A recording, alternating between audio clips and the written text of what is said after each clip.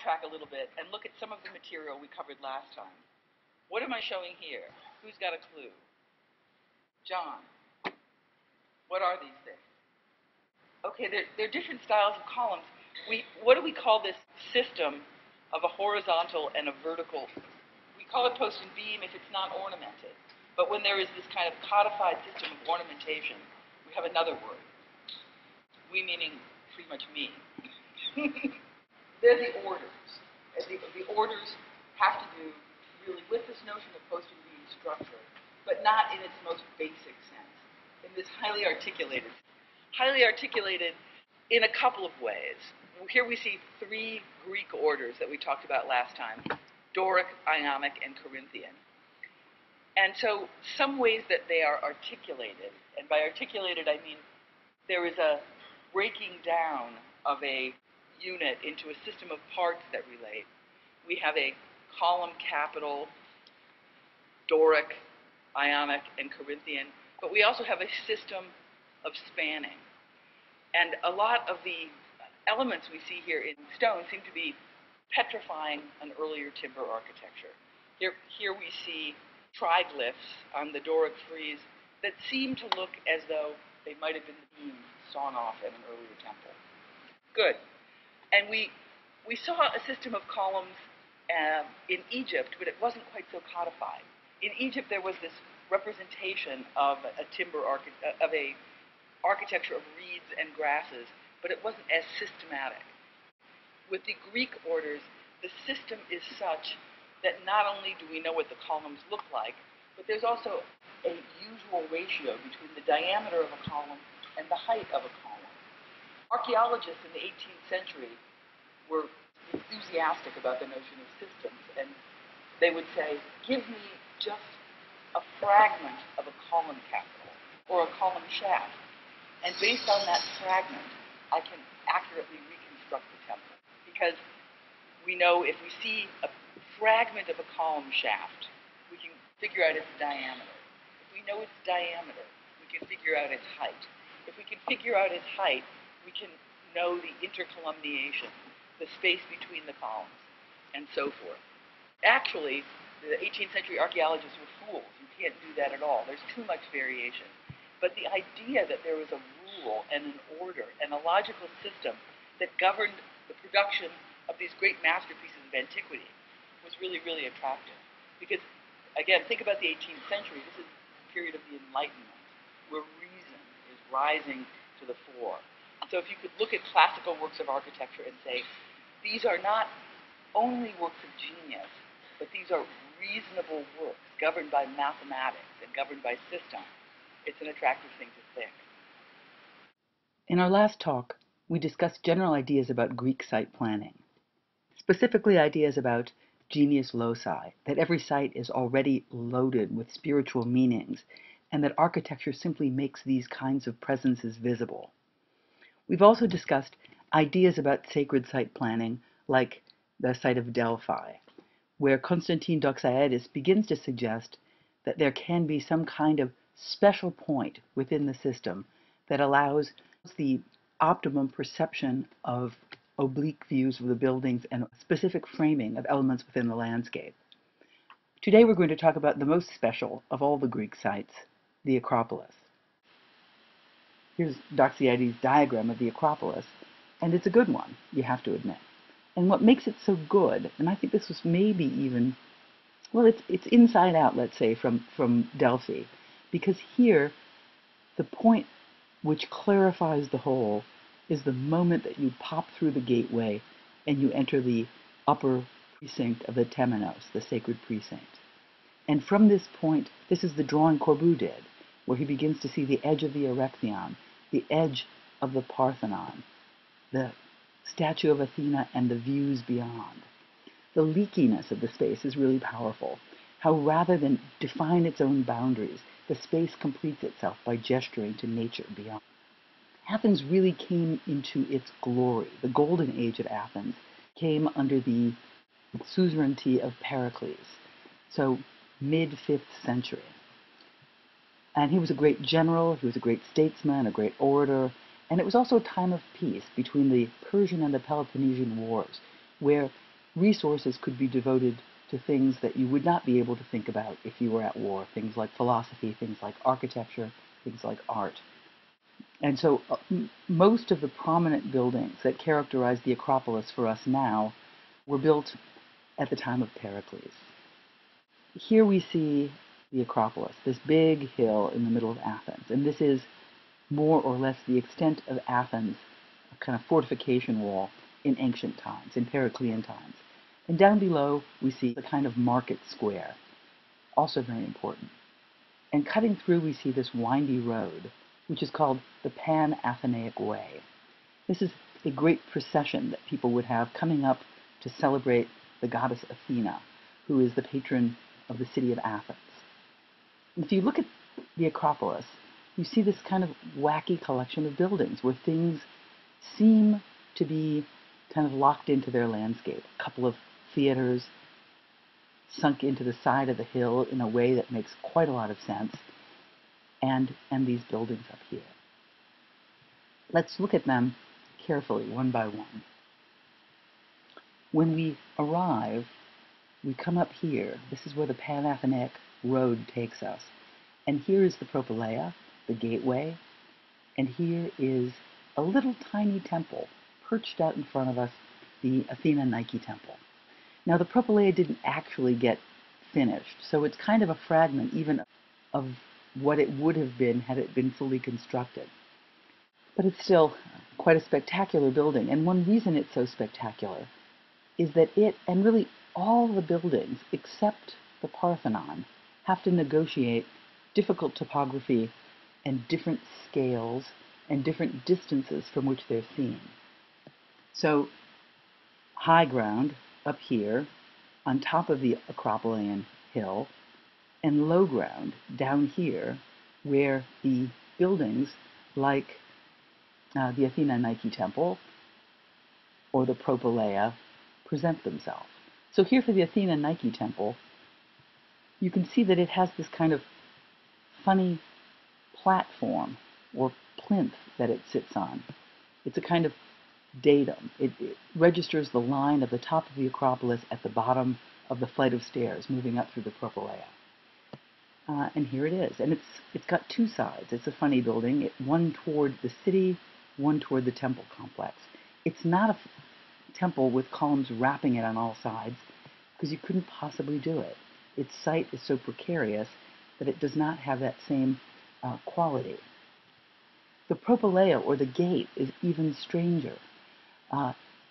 This drawing makes it look like a temple. Of course, it's not a temple. It's not even functionally a temple. But it has a pediment, it has columns. You proceed through it, and it begins to change its scale as it moves up the hill in a really strange way, making adjustments for topography, but also making adjustments for different hierarchical engagements that it's making, so that when it gets to the top of the hill, all of this kind of irregularity and kind of looseness of form that it has as it falls down the hill and allows people to move through it congeals and becomes a much more orderly form, decorous, appropriate to the meaning of a temple complex. And up here, this is the view you get. This is the sketch Le Corbusier did. This is a dog. This is what Greek architecture does. This is the oblique view of the building, showing us how it flexes, showing us how it locks into the site. It's a beauty, but it's got its problems. And of course, one of its problems is the problem of the Doric, that simply will never go away. And here, most of the columns are centered on their triglyph, and here when we get to the corner, they slip it to the end. By the way, we know the names of the architects of this precinct of the Acropolis. We have Ictinos and Callicrates. They were pretty good. The proportions have been studied to death, and it seems as though the proportions of the golden rectangle had a lot to do with the design of the building or the conception of the building. There are also other aspects to the building that show incredible sophistication. You see there's almost nothing up here on the pediment, and that's because all of that stuff got taken to London by Lord Elgin. He thought it would be better for the British to have the Parthenon frieze. And indeed, in recent years, just actually within the last couple of years, the Greeks have built a museum, the new Acropolis Museum, and there is a space there for the Parthenon frieze. Up until this point, the British had been saying, we would give you the Parthenon frieze, but you have no place to put it, and now they do. So it'll be interesting to see how things turn out. Of course, Greece is far away, and you might not be able to get to Greece to look at this right away. So if you're dying to see what the Parthenon looks like, you can go to Nashville, Tennessee. They have one too. This is from the 100th anniversary of the United States. Many cities were doing something special, having their own local celebration. And the city of Memphis, named after the capital of Old Kingdom Egypt, decided that they would build a pyramid. And that was tough to beat. So the people in Nashville thought, what can we do? What could beat a pyramid? And then they got the idea. They could build a Parthenon, full-scale Parthenon, and much better than the real Parthenon, because the real Parthenon is actually a ruin. And the one in Nashville is just perfect. In fact, it even has a giant gold statue of Athena in it. And it's cheesy, but you get some sense of what the interior space of a temple might have looked like. I'm always happy to see architects busy. Of all the buildings on the top of the Acropolis, my favorite one is the Erechtheion. And we know the architect here too, Meniscales. I like it because it's so bizarre. If you look at it, it almost looks like a kind of collection of little buildings that happen to be adjacent to one another, rather than one building. And part of the reason that the building is so bizarre has to do with its program. And it has to do with the mythological inhabitation of the site. The myth tells you that back when Athens was being established as a city, Poseidon, king of the sea, and Athena, goddess of wisdom, came to meet with the people of Athens to say, I think we should be your patron saint. Poseidon said, I should be your patron saint. And they said, well, perform a miracle. Let's see what you can do. So he took his trident, hurled it into the ground, and water sprang out. I have made you a sacred spring. And the people thought this was pretty great. And they said, Athena, what can you do? And she waved her wonderful hand, and up popped an olive tree. Here's the olive tree, or perhaps not really the olive tree, but an olive tree, more or less in the place that it's supposed to be.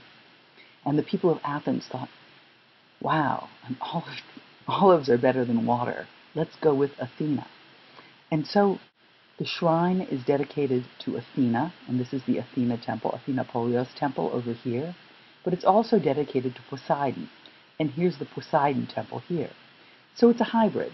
It's a hybrid temple, programmatically, and there are also two tombs for kings stuck in here, and a well and an olive tree. Go figure, it's hybrid. It's hybrid for other reasons too, and a lot of this has to do with negotiating the difficulties of the site that we talked about. High ground, low ground. And not simply high ground, low ground, but things that you see really close up. You would see that part of it really from this distance. And things that you would see from all over Athens. This is the facade of the Poseidon temple that engages the city. So it has these two aspects, and it changes scale, pumps up its scale so that it can be seen well from far away, and shrinks down its scale, not only because it's being seen from a nearer distance, but also it wants to clarify the hierarchies of the site. And the Parthenon is the major Athena temple. So this little porch shrinks down and becomes tiny so that you can understand very clearly that this is the major temple. And it more or less becomes something organized, not on the body of its own temple, but it becomes organized with respect to the center of the Parthenon. This is a funny looking porch, don't you think? And all these Greeks are just obsessed with their mythology and their history. This kind of column, this female column, this enslaved female column, forever holding up the roof of the Erechtheion, is called a caryatid, named after a group of captive women captured by the Greeks, the maidens of Caria, Spartan women. Kind of like a column, kind of like a woman. And we've already said in talking about the column and the Vitruvian descriptions of the column that columns are anthropomorphic. Head, shaft, feet. And look at the folds of drapery on the caryatid, looking a lot like the flutes on a column. Here's our olive tree again, and these are a lot of the cults that we're celebrating. And this is just another view of the caryatid porch. The Brits only took one of the caryatids to London. I guess they were, over the limit on carry-on luggage or whatever. It's really spectacular, really delicate, and really, really beautiful how most of this wall, this big wall facing the Parthenon, is a plain masonry wall, allowing it to become edge, deflecting toward this little object that through its scale defers to the Parthenon, but through its intricacy holds its own.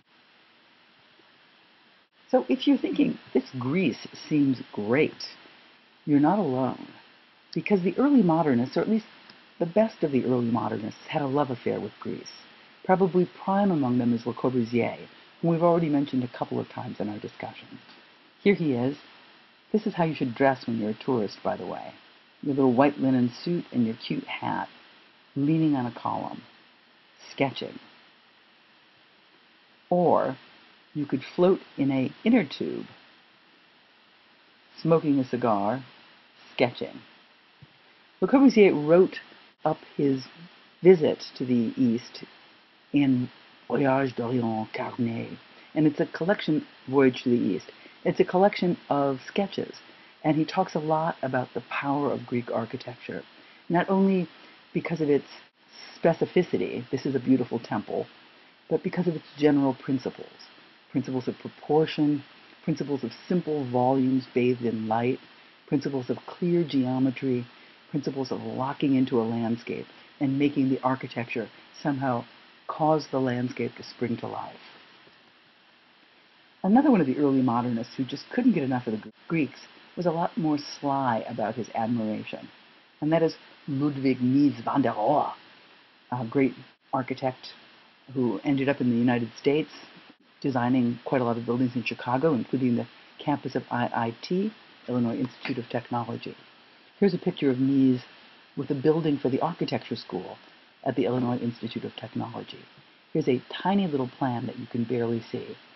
But the case I'm going to make, and I'll make it more clearly in the next example, is that this is kind of temple-like.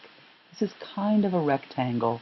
There are kind of columns at the perimeter, and there is kind of something in the center, as though this idea of the temple haunted him, and he strove to find a way to take its principles and translate them into a new language. Here's another building by Mies van der Rohe, much earlier. It is the Barcelona Pavilion in Spain.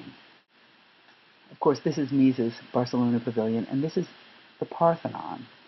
And I'm showing you these two things because they, I think, have uncanny similarities. The Parthenon, you know it, has a stylobate, has a bunch of columns, has a cella, has a cult figure. It's got all the stuff you need to be a temple.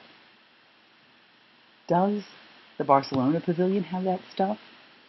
And you might say, no, of course it doesn't have that stuff. It's the Barcelona Pavilion. It's this sleek intersection of simple planes in pure materials. This is modern. This is ye olden days. But if you begin to look closely at the Barcelona Pavilion, you notice some things like column, column, column, column, column, column, column, this pteron or colonnade on a platform or stylobate. And you might say, well, where's the cella? I sure would like to see a cella before I buy into this argument.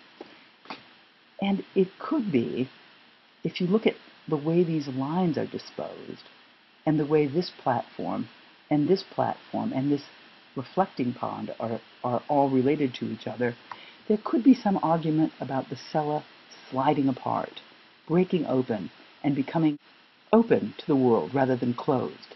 We know that the cella in ancient Greece is closed only to the priest caste. Nobody sees the cult statue but the priests. And here there's a cracking open of the system. There's a democratization of the system, which makes a lot of sense if you consider that this is a building constructed while Spain was under the rule of dictators and Germany was experiencing this great avant-garde flourishing of culture and the arts during the Weimar Republic. So in a sense, the building is deliberately anti-hierarchical, and the building is deliberately demonstrating a kind of democratic impulse in the face of the host nation, which had very different aspirations. These are just some fabulously done drawings, fabulously quickly done drawings, that begin to show you that there's lots of stuff that kind of locks together between the Parthenon and the Barcelona Pavilion. For example, the proportions are uncannily similar. And even if you look at the division of the naos, the pronaos, and the cella, and some of these different elements that you have in here, in the subdivision of these slippy, slidey partitions in the Barcelona Pavilion, kind of similar. Here, everything we see that's dark is a reflecting pool. And this reflecting pool over here has a statue in it. You see it over here again, visible obliquely throughout the building. And it could even be thought that the statue cast into the reflecting pond, into the outdoors at the Barcelona Pavilion, in some way nods toward the notion of the cult statue, which was interior and hidden in buildings like the Parthenon. So I think what Mies has done here is find a way to take a precedent from history, read it really critically, and transform it into something very, very different. Now, Michael Graves at the Walt Disney headquarters is also taking a precedent from antiquity. He's looking carefully at the idea of the pediment, he's looking carefully at the idea of the caryatid, but he's not being quite so critical in his reappropriation of those elements. One of the great moments of military power in ancient Greece came under Alexander the Great, and he initiated a period called the Hellenistic period. During the reign of Alexander the Great, rule of Greece spread like crazy. So here on the right we see how far Alexander's reign extended. He extended his conquest all the way into India, down into Africa, all the way across into Spain. But what we're interested in is what happens to art and architecture during this late period of Greece, of Greek art and architecture. And just to review, these are two images that we've seen before: the Critios boy, got the contrapposto going, and the Doryphorus, crazy contrapposto and hyperarticulation of interrelated parts, so that you can read how specifically the ratios and the proportions work. This is not really germane to the material you need to know, but the Nazis had a contest. Who could look the most like the Doryphorus? And this is the winner right here. This is naked Nazi posing like the Doryphorus. Doryphorus means spear bearer, and the Nazi has got it right. He's got the spear. Doryphorus has lost his spear. Statuary in the Hellenistic period begins to become really much more agitated than the kind of calm, severe presence that we have in the high Hellenic period, the period of Pericles. This is all about repose. This is all about ideality. This is all about a kind of timeless and eternal mask that disguises the psychological difficulties of the individual and somehow universalizes the condition. Here, we have two works, the Apollo Belvedere and the Laocoon. And they're both Hellenistic works, and they're both much more open spatially. They're virtuoso works. I mean, think about making marble do this, getting so much liberation of arm and leg and drapery. At the same time, there's nothing timeless and eternal and generalizable, universalizable about the condition of the Laocoon. Instead, a very specific story is being told. And it's a good story, so I'll tell you too. Laocoon was a Trojan priest, and he got into trouble for a number of things. There are two different versions of the story. I'll tell you just one of them. He's the one who said during the Trojan War, "Beware of Greeks bearing gifts," when the Greeks presented the Trojan horse, this giant wooden horse full of soldiers. The Greeks needed to get into the fortified city walls, and they couldn't scale them, and they couldn't fight through them. So they hid inside of a horse. And this priest, Laocoon, said, beware of them, beware of them. But Athena, who favored the Greeks, was very mad at Laocoon, so she blinded him. But Laocoon kept saying, beware of Greeks bearing gifts. And so she set serpents upon him. And the serpents were to devour him and his children. So this is the battle of Laocoon and his children against the serpents. Bad luck, Laocoon. A very different subject matter than the subject matter we had in the more classical Greek Romans. The last topic we're going to talk about today is urban space in ancient Greece. I don't know why I'm showing you Socrates. I'll tell you in a moment why I'm showing you Socrates. Sites like Delphi are not urban sites. They're sacred sites. These are sanctuaries that are specifically located in the landscape, charged with the power of the deities that they celebrate. But you also had things in ancient Greece like markets and civic buildings and meeting halls, and they had their own kind of organization. To a certain extent, their organization follows the organization of sacred sites a little bit, but transforms over time also. So this is what the agora, the marketplace of ancient Athens, would have looked like during the time of Socrates and during the time of Pericles, let's say. Here's the Pan-Athenaic Way cutting through it, and there are a kind of odd collection of little buildings here. Here's a stoa. Stoa is a long, linear building. Lots of little rooms here. Maybe you have corn and olives and oil or whatever the goods are that are being sold in the market. And this shady colonnade becomes a place for people to meet and talk and exchange ideas. Some of the things that might happen in the stoa might be somebody like Socrates holding forth and philosophizing and having Socratic debates, which would be an argument where Socrates never gives the answer, but just asks questions, leading his interlocutor to come to the answer himself. Or there might be wrestling matches or boxing matches in this space, because there was a belief in ancient Greece that the body and the mind had to be cultivated in tandem, or you would not be making sufficient progress.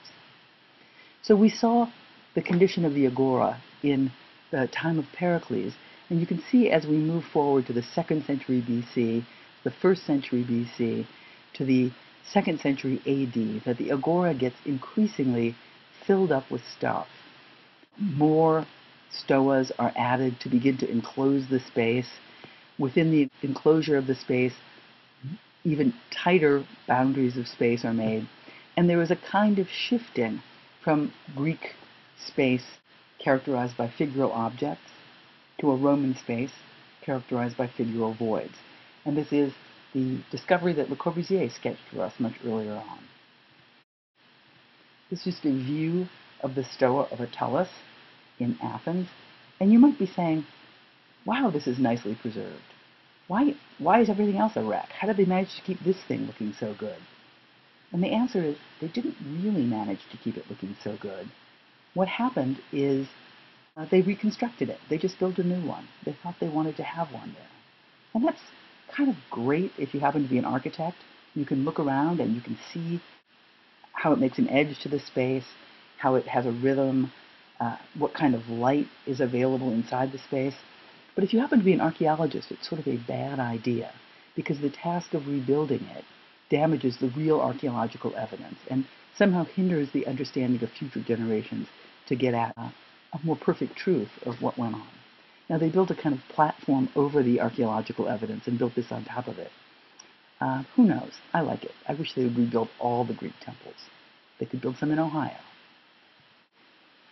A couple more Hellenistic sites that I think are pretty interesting. This is Pergamon, a Hellenistic town in, I think, Syria. And we can see a lot of the typological pieces that we know. Here is the piece of the town that we're looking at in more detail over here. We have a temple, we have a stoa, we have a stoa that bends around to become an agora. We have a giant altar called the Pergamon altar. We have a theater with a number of courtyards and kind of domestic spaces. The thing that I think is so interesting about the Pergamon town plan is how it almost seems to suggest a transformation from point to line, to plane, to volume. How the pieces in the town of Pergamon seem to be obeying some kind of diagrammatic law so that people nowadays could look at this and say, wow, that's cool. And if you're wondering about the Pergamon altar, like, would you have to go to Syria with all this difficult political stuff going on? No, you wouldn't have to, because the Germans took it, and it's in Berlin, in the Pergamon Museum. I personally think all this stuff should be returned. As the military conquests of Alexander advanced and more new towns got built, town planning developed in a way that was much more methodical than the augurs going around and figuring out what the spirit of the place was from one town to the next. And from this period, we have our first town planner named Hippodamus. He gives us the Hippodamian town plan. Hippodamus of Miletus had this great idea about the grid. And if you look at the town plans of Miletus and Priene, and you compare them with the kinds of urban space we were seeing in the older town plans, it's really quite radical. The eccentric condition of the water's edge is met by the grid slamming into it. The eccentric condition of a mountain, or at least a hill, is met by the grid slamming into it. It's kind of hyper-rationalized. And you see these town plans again and again in Hellenistic settlements, like Miletus or Priene, or even Alexandria, which is now in Egypt. So next time, we will continue and discuss Rome.